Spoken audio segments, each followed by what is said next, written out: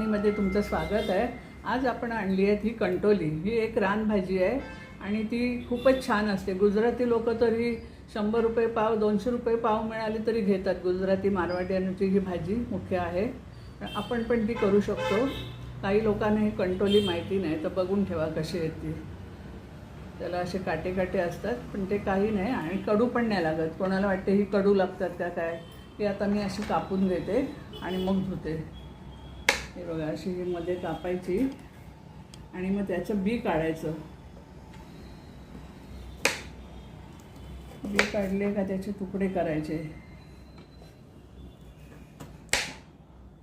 हे बी असंच आमच्याने वगैरे कशाने काढायचं आणि कवळी असतील त्याचं नाही काढलं तरी चालते, चून असतील त्याची काढायचं। हे बघा,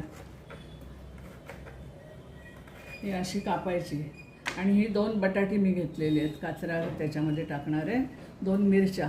तर आता हे सगळं मी कापून धुवून घेते। चला तर मैत्रिणींनो, आपण ही कंटोली अशी कापून घेतले, बटाट्याचा काचरा केला आहे। आज आपण कमी साहित्यात कंटोलीची भाजी दाखवणार आहोत। तर चला, आपण ही कढई पण आपली तापलेली आहे, त्याच्यामध्ये आपण तेल घालूया थोडं।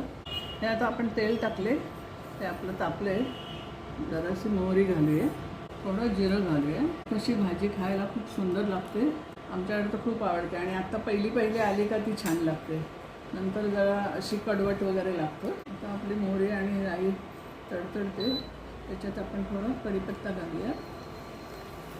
कढीपत्ता कसा सगळ्याशी छान लागतो। आता थोडी मिरची टाकूया, मसाला पण मी घालणार आहे थोडा। आणि हे आपलं झालं तर मग आपण कंटोली टाकायची। आता मी ह्याच्यामध्ये कंटोली घालते। ह्याच्यामध्ये तुम्ही मूग पण घालू शकता, वाल घालू शकता। आता आपण बटाटा पण घालून घेऊया। 2 बटाटे घेतलेत मी, आमच्याकडे हे अशी पण आवडते, बटाटा घालून काचऱ्या करून। बघा, असे कापलेले आहेत बटाट्याच्या काचऱ्या, परतून घेऊया। आता मी यात थोडी हळद घालते, असं मिरची घालते, थोडीशी मिरची पावडर घालते आणि मीठ घालते।